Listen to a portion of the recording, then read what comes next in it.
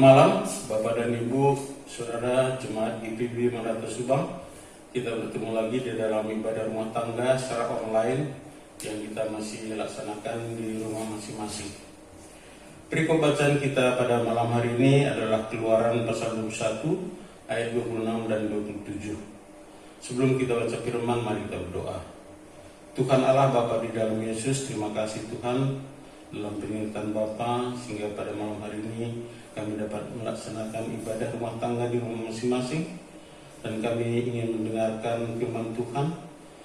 Tuhan berikan kami hikmat dan pengertian atasnya, serta hamba-Mu Kau pakai untuk menjadi juru bicara yang cakap untuk menyampaikan firman Tuhan layakkannya Bapa, dan memberkati kami semua yang mendengarkan firman-Mu dan mampu melakukannya dalam kehidupan beriman. Bersabdalah Tuhan, kami anak-anak-Mu telah sedia untuk mendengar. Di dalam nama Yesus Tuhan kami, amin. Keluaran pasal 21 ayat 26 sampai dengan dan ayatnya yang ke-27.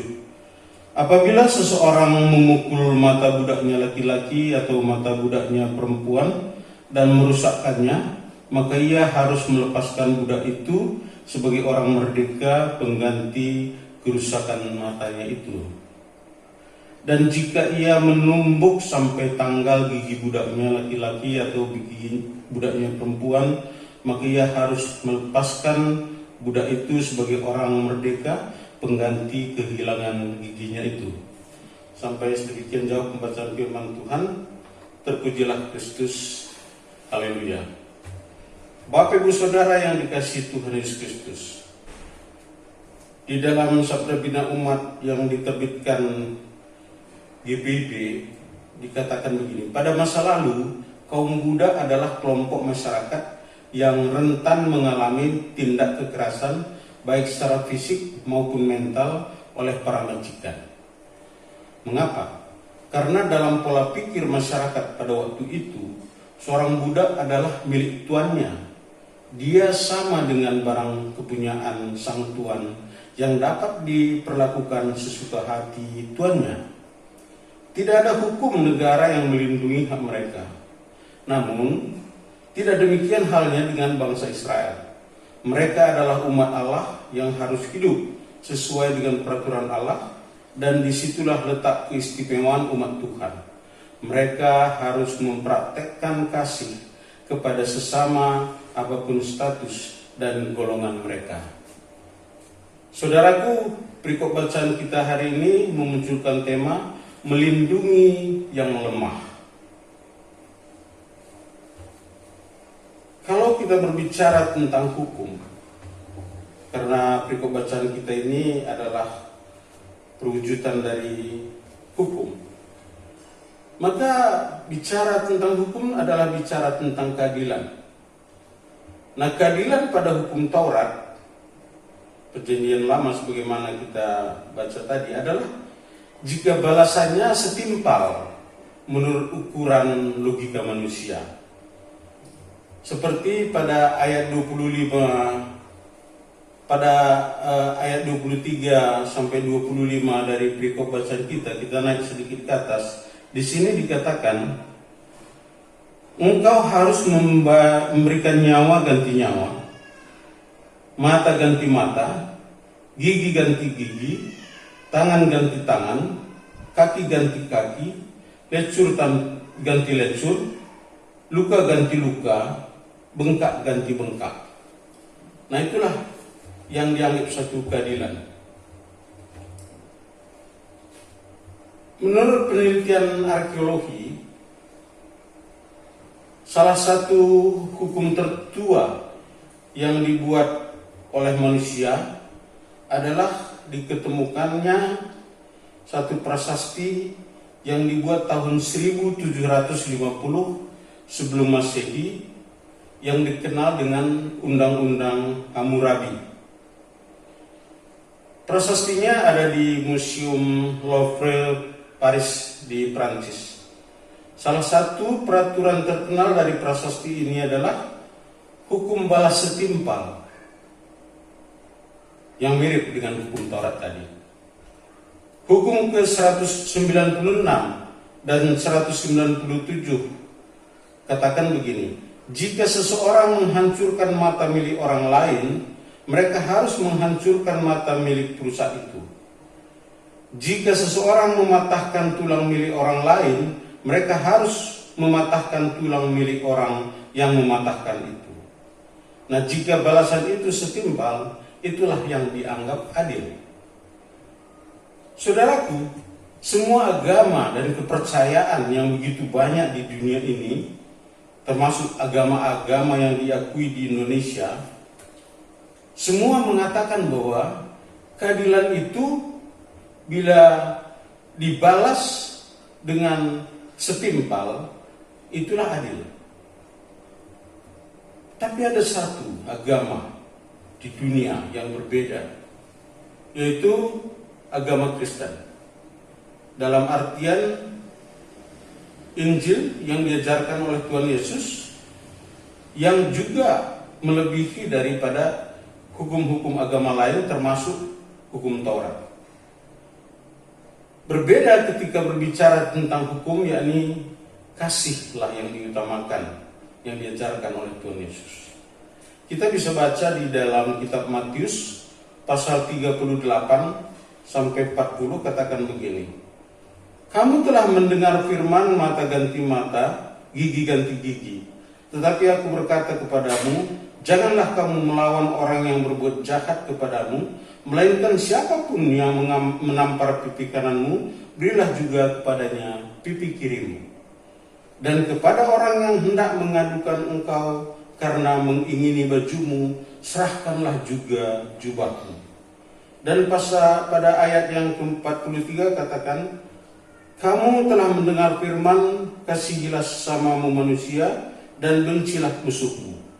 44, tetapi aku berkata kepadamu, kasihilah musuhmu dan berdoalah bagi mereka yang menganiaya kamu.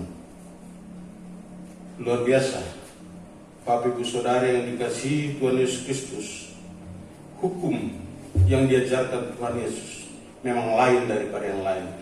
Tidak ada agama apapun yang bisa melewati batas seperti itu.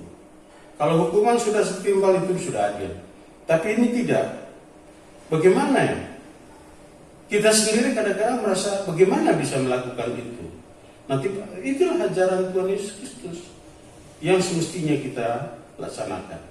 Nah, perikop bacaan kita dari Keluaran pasal 21 ayat 26 dan 27 tadi berbicara tentang bagaimana tindak kekerasan terhadap budak, bukan barang kepunyaan tuannya. Nah, seorang budak juga manusia.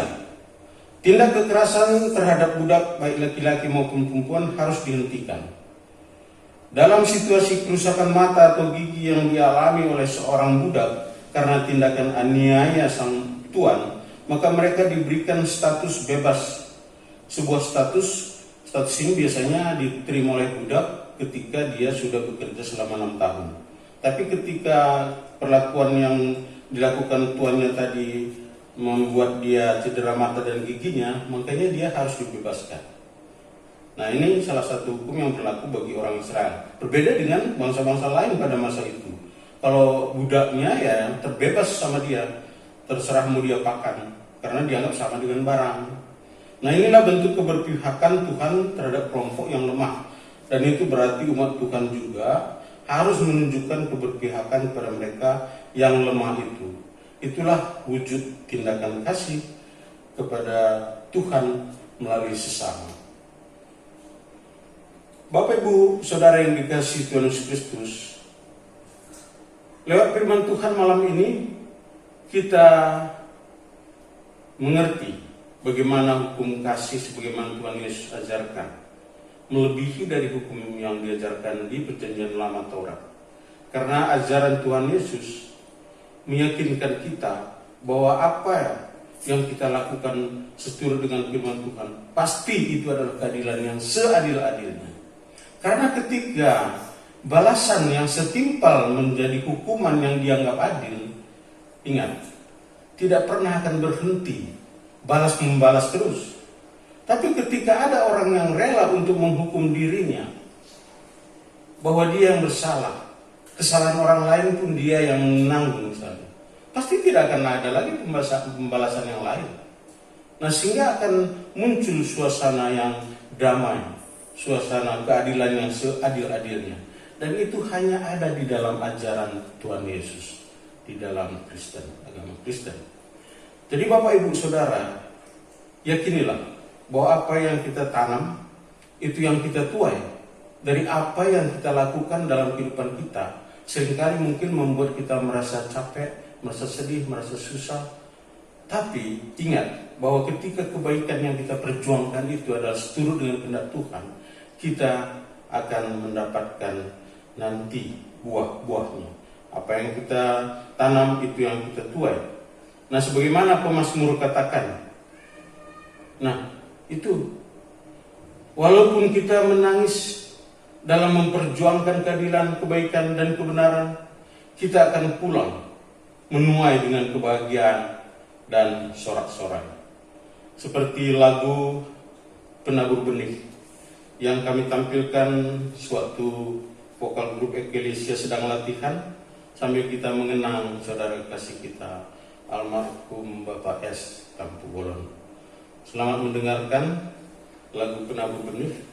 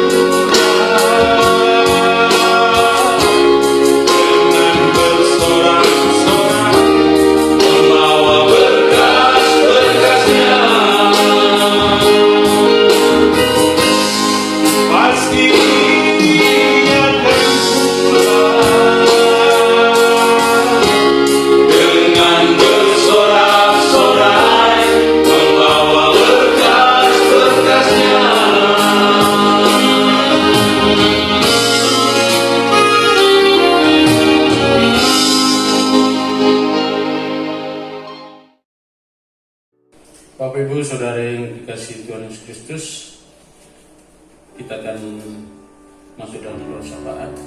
Mari kita berdoa.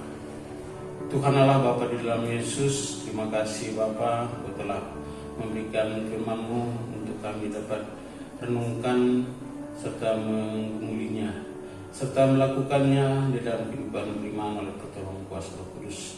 Apa yang sudah ditabur benih yang dapat bertumbuh subur di hati kami, jemaat Tuhan GBB Maranatha Subang ini. Kami berdoa untuk gereja di seluruh muka bumi sebagai tanda kehadiran Tuhan, berkati pelayanan gereja Tuhan dimanapun berada. Kami berdoa untuk pelayanan jemaat kami GBB Mas Subang bersama dengan Ketua Majelis Jemaat Pendeta Sri Mulyani, demikian juga seluruh presbiter, para pengurus pelkat, panitia, komisi, pegawai, dan seluruh jajaran, agar kami bersama dengan seluruh jemaat selalu bersehati melaksanakan terus pelayanan kami untuk kemuliaan nama Tuhan.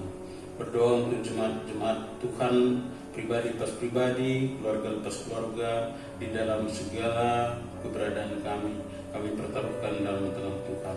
Berkati pekerjaan, usaha, dan apapun yang kami kerjakan. Berkati anak-anak kami yang masih dalam pendidikan, agar Tuhan mereka juga bersemangat di dalam belajar, dan Tuhan memberikan keberhasilan untuk masa depannya. Demikian juga anak kami yang bekerja, yang mencari pekerjaan, mencari teman hidup, dalam tangan-Mu saja kami berserah, Tuhan yang memberkatinya. Kami berdoa untuk para penginjil agar dapat menyampaikan, menjangkau orang-orang yang jauh, menyampaikan firman Tuhan ke tempat di mana mereka berada. Tuhan Allah Bapa dalam Yesus, kami berdoa untuk kota Subang ini, Tuhan mencurahkan anugerah Tuhan atas Subang. Berdoa untuk pemerintah negara bangsa kami, berkati Presiden Pak Jokowi dan seluruh jajaran pemerintahan, dan menggerakkan pemerintahan demi kesejahteraan masyarakat. Berdoa untuk jemaat-jemaat Tuhan yang ada dalam keadaan lemah tubuh karena sakit. Tuhan, kami mohon belas kasihan-Mu, Engkau mau jamah suci, dan Tuhan memberikan kesembuhan di dalam pengobatan yang dilakukan, dan Tuhan Engkaulah tabib yang agung menyembuhkan saudara kami yang sakit. Demikian juga bagi keluarga yang merawat, kami berdoa agar Tuhan berikan kekuatan dan kesabaran ya Bapa.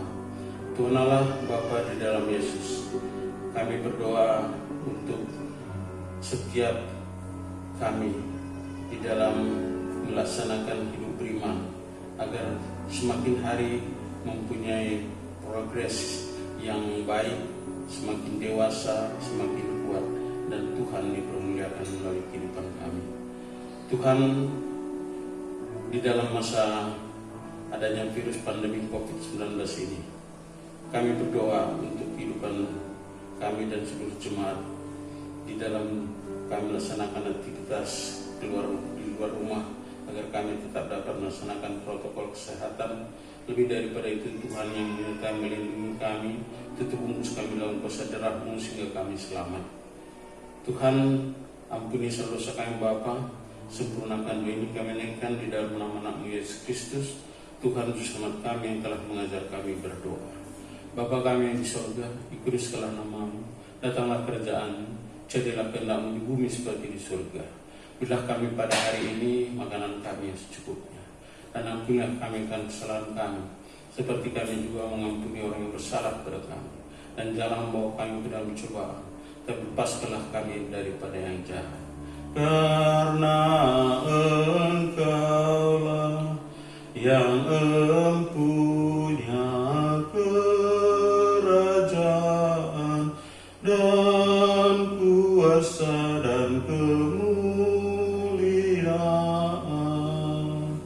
sampai selama-lamanya. Amin. Demikian Bapak Ibu Saudara ibadah kita pada hari ini, sampai bertemu lagi. Tuhan Yesus memberkati.